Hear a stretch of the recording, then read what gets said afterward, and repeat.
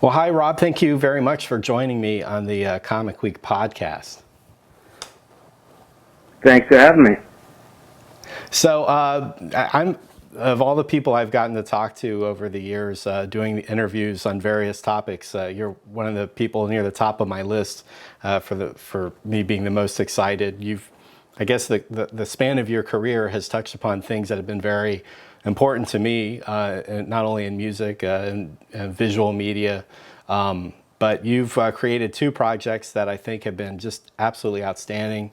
One is your work on the Year Zero, which I thought was like very edgy and dangerous for the time, and also your current work for DC and Vertigo on High Level. So I'm glad to have you on, and I just can't wait to talk about like your ideas and what you wanted to bring forward in this comic, and what the experience being part of this Vertigo relaunch was like in light of sort of the transition that DC Comics has made towards that line. So your last issue, or issue number 6, I guess, the last issue of this story arc is coming out in 2 days. How do you feel about the comic and how it's been received? I'm really proud of what we've done, and I'm really excited that we've reached this point in a way that we've maintained the kind of quality and the integrity of the story all the way through. And I think it's a little bit weird because this was planned. It was all planned out as at minimum 12 issue story. We eventually kind of condensed the whole story into 12 issues. And we only had a 6-issue deal, and obviously a lot has gone on at Vertigo, so at the moment we don't really know the future, but we're going to put the graphic novel out early next year and then take it from there. But one way or another, we'll get to the second volume. So it's a little strange to leave things hanging when I know the story's only half told, but at the same time we found a way to conclude it at this point for a while. In a way that I think is going to be really great to bring in new readers when we release the trade paperback. So all in all, it's been a really incredible experience. Well, the one thing I've had the good fortune of actually reading issue 6 ahead of time, not to spoil any bit of it, but major unexpected way the story resolves. And I just have to wonder, I mean, did the inner workings of what was going on at DC force you to make any adjustments or changes to the last few issues, or were the first 6 issues essentially finished before the series started to roll out? We didn't actually. We made very few changes actually. The plot of the first 6 issues has been mapped out for a very long time. Actually, it was part of the original pitch to DC. So really, that arc hasn't changed.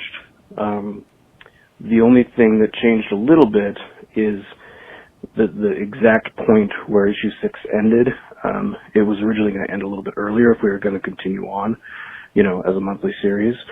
So we added a little bit in there to kind of add a little sense of closure and also hint at some bigger mysteries that we weren't going to quite hint at yet. But in terms of the really big things that happened in issue 6, I'm really relieved that no one at DC pressured me to try and wrap this up neat and tidy. There's still so much left hanging at the end of it, and that's the way it was supposed to be. So we didn't really have to compromise story at all, and I'm really glad about that. Well, one of the things that I was really happy to see is a little bit of, homage to some of your digital destruction artwork, your glitch art. A little of that appears in issue 6 if you are curious. Yeah, that's actually the only part that I actually directly did artwork on, because I did that glitch art myself on those backgrounds. So I had Romulo send me the layered art of his colored files, and then I glitched the hell out of the background. It was super fun. Oh yeah, no, I had a big smile on my face when I saw those panels, because I kind of figured what was up. So what do you think about, so what has been the reaction from fans, I mean, from the series overall? It's been really good. We've had great reception. We've had really great critical reception. It's one of those things that I can see a lot of people are also waiting to buy the trade paperback, as people do, and binge it at that point, which, I get. I feel like it's kind of more of a trade paperback type series, but I'm really happy that a lot of people have been following along with the individual issues and getting wrapped up in the story, and it makes me hopeful that we're going to be able to continue on, hopefully at DC. But if not, we'll take it somewhere else, because we're going to finish this damn thing one way or the other. But for my very first comic, it's been just an incredible ride. So you think the door's still open about the series or other Vertigo series continuing at DC? The official word to me was, we're going to release the trade paperback and see how that does, and then decide from there. It won't be at Vertigo, obviously, because there's no Vertigo anymore. But there's a possibility it could continue at DC if they want to renew it after the trade comes out. If not, then I'll push to get the rights back so I can, take it somewhere else. And there's a number of other publishers who'd be happy to carry it on for us. So what was your inspiration for 13 as a character? I've kind of been drawing and thinking about the loose basis of 13 for a long time, almost since I was in college, really.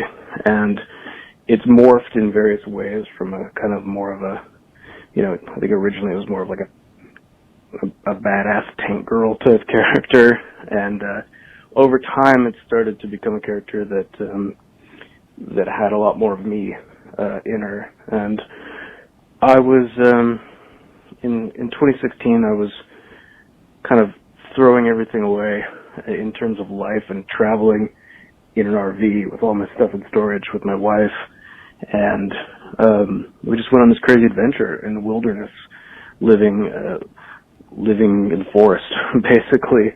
And it was around that time that I was kind of thinking about getting into writing after I'd moved on from my career of 9 Inch Nails.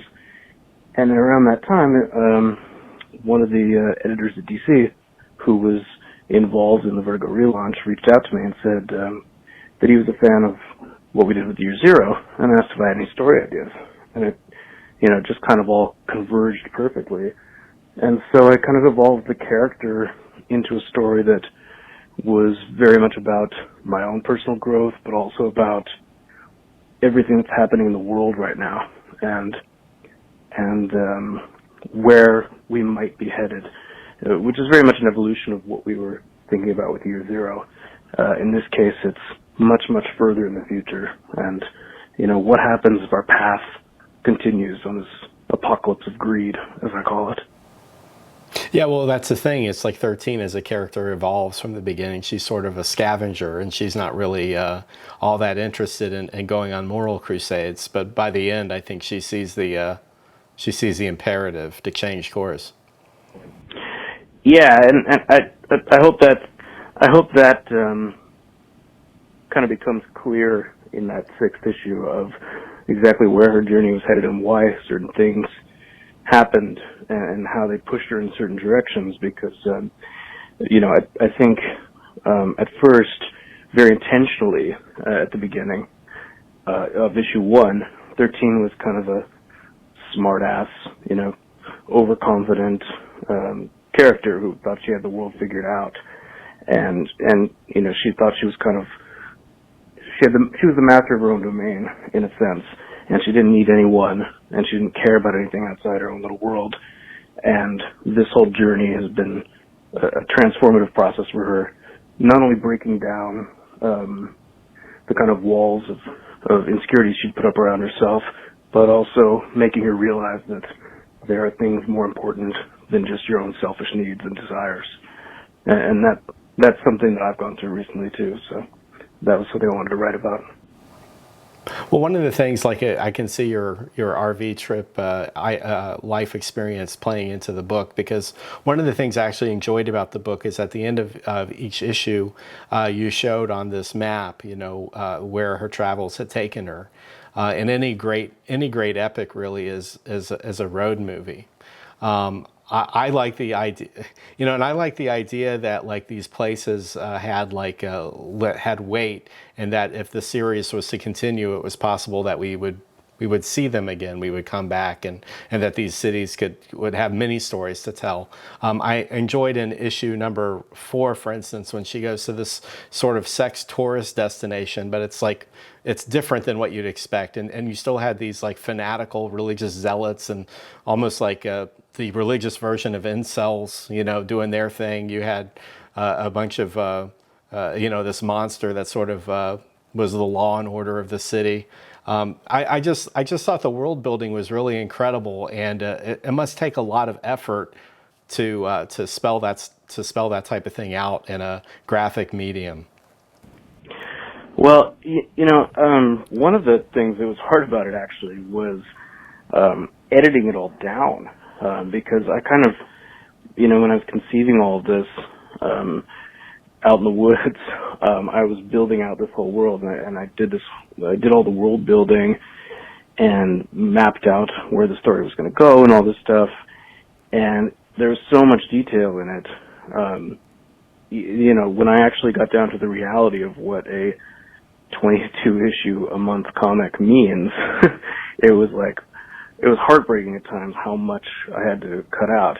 And, I'm grateful to have a really good editor that helped me make it all work. But, that story you're talking about, issue 4, the Pleasure Island story, we crammed so much into that issue.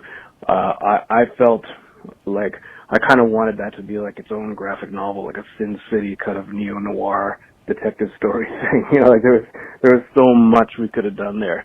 But, the pacing of the 22 issue on comic is what it is, and it's been a very valuable learning experience in terms of storytelling.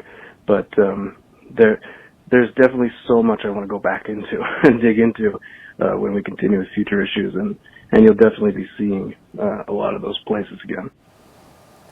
So one of the things I think that there's been this, I don't know if I would call it a major chasm in the comic community. There's certainly a very vocal minority of very angry people that seem to have these predetermined rules for what they are willing to accept in works of fiction now. I can't understand it. I think some people think that if stories are told by people who don't look like them or act like them, that somehow they're being underrepresented in a culture where they dominate. But when it comes to what I've seen, some positions that you've taken, it really has touched on the fact that basically qualities of human beings is in no small part responsible for the misery that exists in the world. How much sort of political commentary were you able to get into this comic and still get it through and from a major publisher? Well, I mean, one of the good things about the team that was behind the Vertigo relaunch, and when they specifically reached out to some people who were outside of comics because they liked their voices and their vision and the things that they created, the things they had to say. And when that was all initially put together with Mark Doyle at the head, and when they reached out to me, they also reached out to people like Zoe Quinn, who's a very controversial figure, and they reached out to Tina Horn, who had a lot of really, really controversial things to say, and they weren't afraid of that, and I really appreciated that with what they were doing. And when I pitched them something that was extremely political, I think the pitch even more so, because it includes kind of some of the larger themes that are coming later in the series. That's what they wanted. They wanted people to have something to say. They didn't want to play it safe, and that was really appealing to me about what they were going for. Things have changed over there, but all the people who believe in the importance of stories being political and stories being personal and stories moving opinions and being loud and bold all those people are still there and still believe in that, and I've been grateful that, at no point has anyone been like, "Whoa, you can't say that," So I don't know how that looks going forward, but so far that's been great to have that support. Well, why do you think it is that people feel so uncomfortable about the direction that comics is taking? As far as, like I said, as far as, I don't know. I hate to use the word social justice warrior because, what is the opposite of that? Social injustice warrior? I mean, I don't really understand the critique. I think a lot of very lonely and very immature boys have been conned into thinking that when the stories don't look exactly the way that they looked in the 90s, that something's being taken away from them somehow. When other people that they don't know or they don't understand or don't look like them get a voice in the room, that something's being removed. And these are people who are conditioned to have a very difficult time with change. And when you really look at it, what's really changed that much? And this sacred era that they hold so dear of, God, I was the biggest 90s comic collector ever, but when you look back on it all, it's not that great. The golden age of overly muscular, absurd, cartoonish superhero badass comics in the 90s.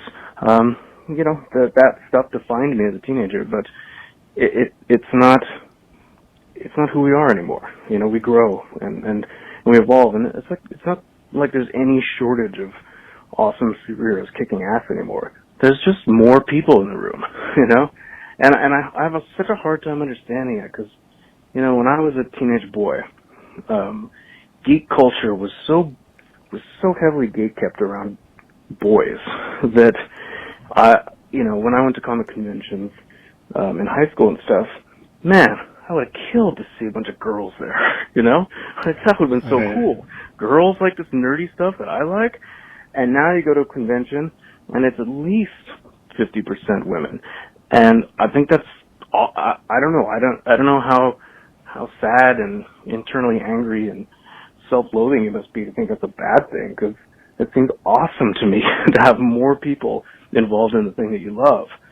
So I really don't get it, but I know that these people are largely being kind of like groupthink manipulated into this herd mentality of all this stuff is bad and they're quote unquote ruining comics. But I think comics are better than they've ever been right now. No, I agree with that wholeheartedly. And like I said, I'm sympathetic to anybody who's willing to kind of figure things out. I mean, you can start from a bad spot and still turn out okay. I just, I think there's like this false analysis that takes, the fact that, a very shitty comic from the 90s might have moved 4 or 5 million units. And today the best comics are only selling 150, 200,000. And then looking at that data point and saying, oh, look, because you've gone a certain direction, you've alienated 90% of the fans. The numbers may exist that are different, but I don't think it's about alienating fans. I think it's just about, now you have the internet, so you can get tons of entertainment for free. You have to go out of your way to buy an analog product and to pay for information. It's the same thing I think holds true for albums for the most part. I mean, music is sold a completely different way. There's no more, you can't release an album and sell 20 million units anymore with the same level of ease as you could have when we were kids. Yeah, I mean, they sold a lot more board games in the 70s, and a lot more people listened to radio dramas in the 40s. Things change. Technology and the way people consume media changes a lot.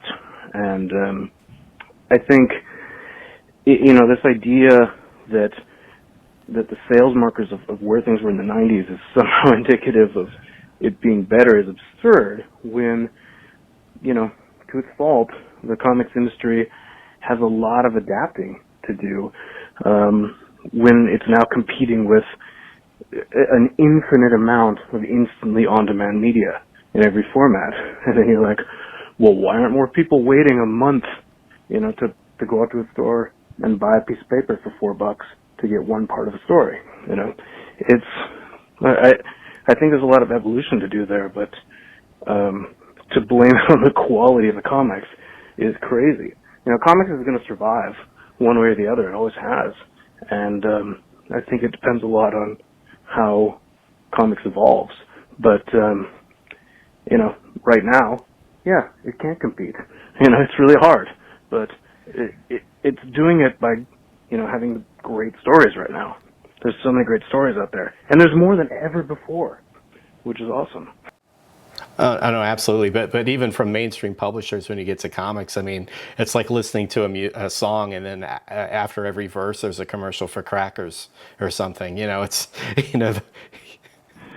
Yeah, it's not a good experience, honestly, and it's been, frankly, it's been tricky for me to kind of like sell my story to my fans, who are all kind of people like me. They're adults who, a lot of them aren't really comics people, my fans, and if they are, they're people who pick up a graphic novel at the bookstore or buy it on Amazon or whatever after they hear about it, and right. They're not people who go to the comic store every week and have a pull list and all this stuff. So trying to convince them to pay $4 a month and also remember to do it, every month, go into your comic shop. You can't just push a button and get it online. You gotta go there, you gotta pre-order it, and you'll get a little tiny sliver of the story every month with a bunch of ads in it for $4. Right.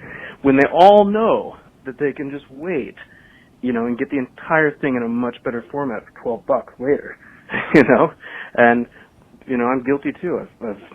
I've read far more graphic novels and trade paperbacks over the past 20 years than I have floppies.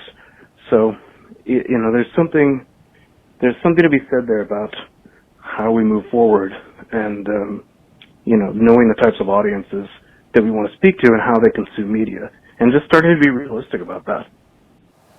Is there any sort of metric that you would you would find that would compel you to continue the series beyond a second story arc? Well, we have a defined ending. Originally, I said 18 issues and kind of plotted it like that, but as we moved on and as I kind of realized how kind of fast-paced the story was becoming in the format that it was in, I realized that I think we can tell it more effectively in 12 issues. And my kind of thought after that was, if there's a possibility and if there's an interest to continue it after we get to our definitive ending, absolutely. There's so much more we could do, and that's a great problem to have, It was really important to me to have an understanding of where the story was going and how it ended, so that when we kind of, peppered in a lot of stuff throughout the story that are kind of vague, weird, cryptic clues, they're all going to make sense in the end. It's not just shit we're throwing out there that we'll figure out later.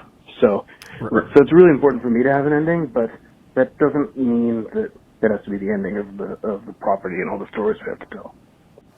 Sure, and is there any possibility? I mean, do you have other story ideas that you think you might work on after this resolves? Well, that's right now we're on a break. I'm working with DC on putting together the design of the trade paperback, but for right now, we're done until that happens. So in the meantime, I'm working on new pitches, new ideas for brand new things. That's going to be my big priority coming up next. Very, very cool. Is for independent comic creators, I mean, is this a business that can sustain an independent creator if you're moving 6,000 to 10,000 units a month, or is this really such a low margin business that you have to keep multiple irons in the fire to keep going? I have no idea, because I'm just kind of, I'm just starting out on this. This is my first comic, and I I have other things going on, because I'm also an art director and a visual artist and whatever. So I have other things happening, simultaneously in my career. So I haven't yet reached that point where it's like, what would I actually need to do to make comics the thing that purely supports me, And I'll tell you, the economics of writing one comic at a time is not sustainable, not even remotely. Yeah. So most writers, of course, have many comics going on at the same time, and that's exhausting. But one thing I've learned about the comics world since I've been in it, meeting other creators and stuff, is everyone involved is so passionate about what they do, and they're hard workers. Like, everyone is just busting ass all the time, not because most of them are getting rich off of it, but because they just love what they do. And that's how I know that the comics is always going to survive, because there's so much passion in the creative community around it. But I lived and worked and was involved in the process of the music industry completely collapsing in the early mid-2000s, and I see a lot of parallels to where the comics industry is right now. But music had to collapse so we could rebuild in a better way, and that might happen with comics. It might have to take a real hard spill before it rebuilds, but it's not going to go anywhere. It might end up being reborn as something much better. So was it digital distribution and piracy that pretty much killed the music industry, or is it like greed on the part of the labels?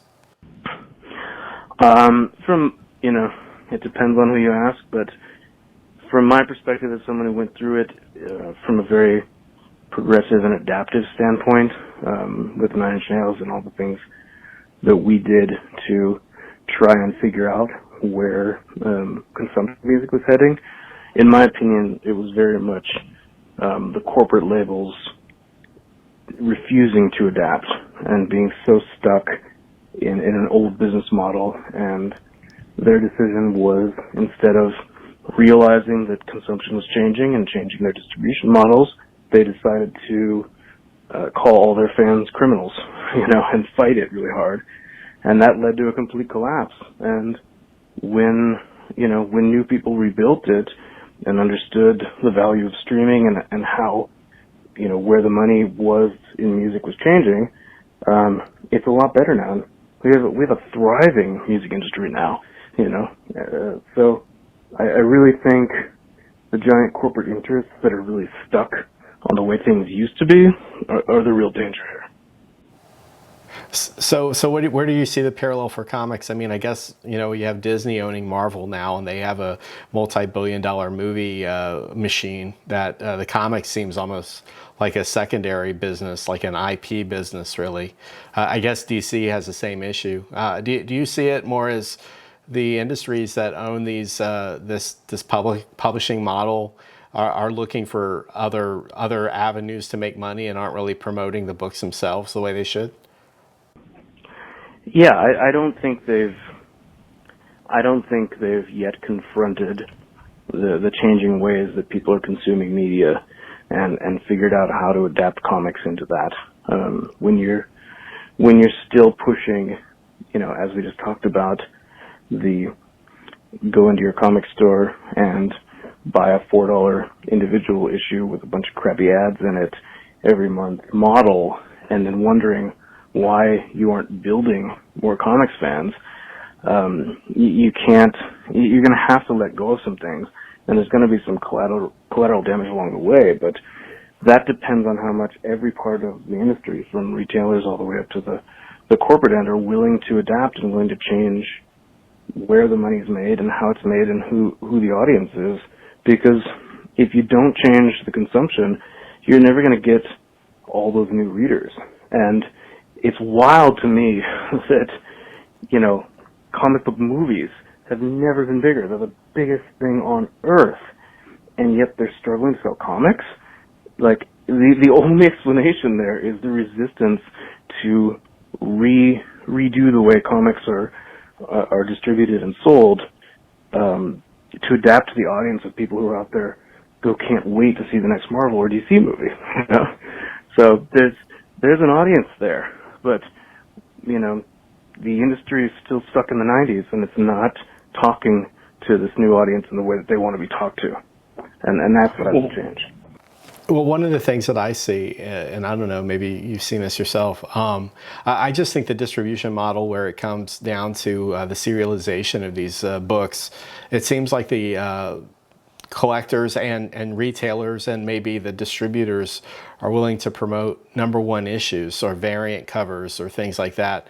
But then when it comes down to the series, you know, gaining traction after it's been out a while, it seems like there's really not a very good marketing mechanism to build a readership. I mean, our first issue sold a ton, but it sold out, and there was no reprint. And then after that, it was like, well, all right, we're moving on. And if you heard about it after that, there was no way to get the first issue easily, and you know, then there wasn't that much marketing for the rest of them. And it just kind of turned into wait for the trade paperback a little bit. And that's frustrating because I'm out here being like, hey, we're on issue 4 now, but it's really convoluted trying to tell you how to catch up, you know, if you haven't at this point.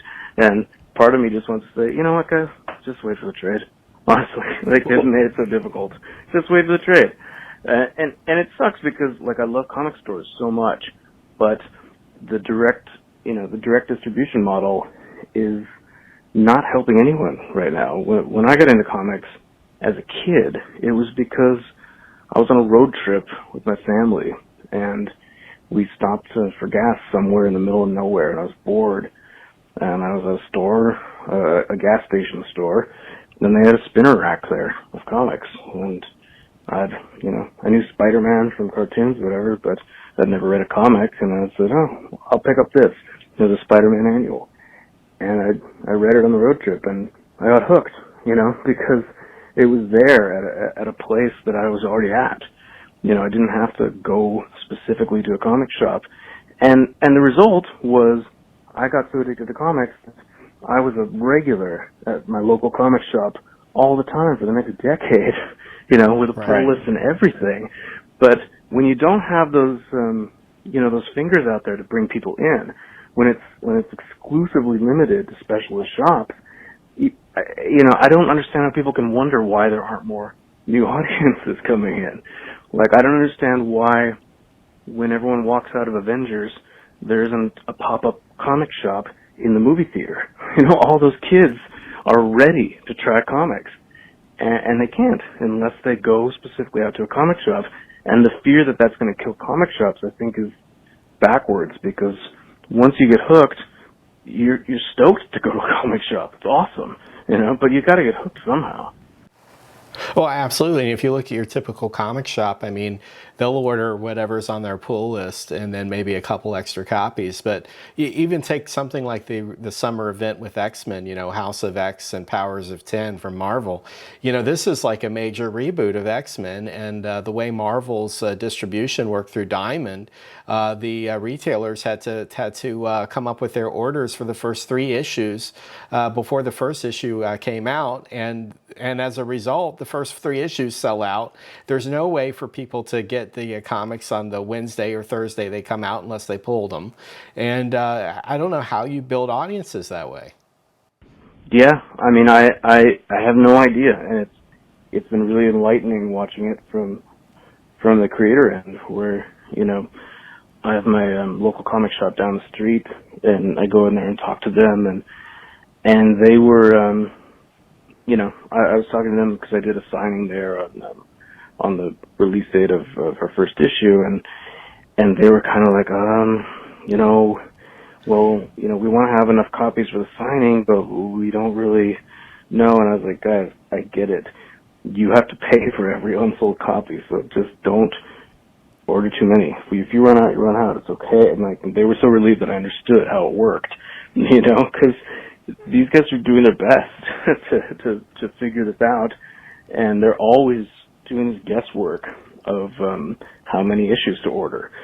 And when you see everyone being like, well, everyone needs to rally and pre-order and make sure you know there's interest ahead of time, you're putting so much work on the consumers to a generation of consumers that has to do zero work. You know, you turn on Netflix and there's a trillion things that are just there. You push a button, anything. And you're asking them to bear the brunt of this broken system, to be out there like aggressively pre-ordering to make sure that there's enough copies for them and there's, you know, and that their local store doesn't go under. It's backwards, you know. And and you can say that people are apathetic or whatever, that they're not doing enough work or whatever, but that's just a fundamental misunderstanding of how consumers work now. It's just not how any other industry deals with media consumption. So it's backwards. I mean, it would be akin to Netflix saying, you know, only the first 30,000 people get to watch a show, and then after that, you got to wait till we re-release it in 3 weeks. It needs to adapt. The music industry did this, and the film industry learned a lot from the music industry, and I hope the comic industry starts to learn. But you can't force your way of thinking things should be onto consumers. You have to look at how people are consuming media. And I believe that the audience for comics, the readership, is potentially bigger than it's ever been before. You just have to get it in front of them in a way, you know, that works for them. And you have to understand who the potential readership is, because I think there's a huge untapped market out there that once they're understood, comics are going to come back in a huge way. No, I totally agree. And like I said, I think you're right, too. I think this is a golden age for creativity in comics. I mean, really, there's a comic for you no matter what your taste is. If you like those, those 90s style exploitative women in superhero suits, there's comics for that. If you like bored cosplay girls and Red Sonja outfits, there's a comic for that. If you like comics about real world issues or politics or monsters or goofy shit, there's a comic for you. Yeah, I mean, I walk around Comic Cons now and look at all the booths of all these, you know, hundreds of thousands of independent publishers and all the different types of books, and it blows my mind that there's this like angry group of nerds out there who think something is somehow being taken away from them. Look at how much is out there. There was never that much in the 90s. You're fooling yourself. There's something out there for you, and if there isn't, there's never been more opportunities to go and make it yourself, you know? So yeah, so I mean, seriously, back in the day, we were excited about Turok and Brigade coming out, so things have certainly gotten a lot better. Yeah. So I just, for people listening to the podcast today, we usually give away a graded comic every week to our fans, and we've been doing this for a few months now. So this week, in honor of you being on, we're going to give away a CGC 9.8 copy of High Level #1, the variant cover, which actually was pretty hard to find. So that's cool. People can go to our contest page and check that out. And if you don't mind, can I ask you a year zero question before you go? Sure. Years ago, I had heard that the idea had been looked at by HBO and for development as a miniseries. Whatever happened to that? It actually went much further than that. HBO actually did buy the series as a mini-series that we pitched to them, and we actually spent a good amount of time developing a mini-series for HBO, and we were really excited about it. It was really coming together as something potentially cool, but it just kind of fell into development hell. We didn't find the right writers, and looking back now, I realized that we should have just realized that we should have written it ourselves. We just didn't think that that was something that we knew how to do. We don't know how to write TV, and I think one of the greatest takeaways that I had from that, and then from our next experience developing the Beats Music app, which became Apple Music, and then having the confidence of all that to go into to High Level, was that sometimes when you think you can't do something just because you haven't done it before, there's assumptions that everyone knows how to do something better than you because they've done it. You might not be right, you know? Like, sometimes you just need to do it and realize that everyone else who you think is more experienced and better than you at this, they had to take that leap at some point too. And that's been a really empowering lesson for me, is that thing you've been thinking about and being afraid to do, just do it. Just go for it. That's what I did with High Level, and that's what, we probably should have done with Year Zero. But, I wish that show had happened, but maybe someday we can revisit it in a totally new way. But now I know. Just do the thing. That thing you've been putting off forever, thinking you're not good enough, just do it. Well, I think that Year Zero was terrifying when it came out as a concept. I think even more so today, and just absolutely thrilling to talk to you about it a little bit. And also, High Level's been a great thrill ride, and I appreciate your time, Rob. Thank you very much. Appreciate you talking to me. All right, take care, man. Cool. Take care.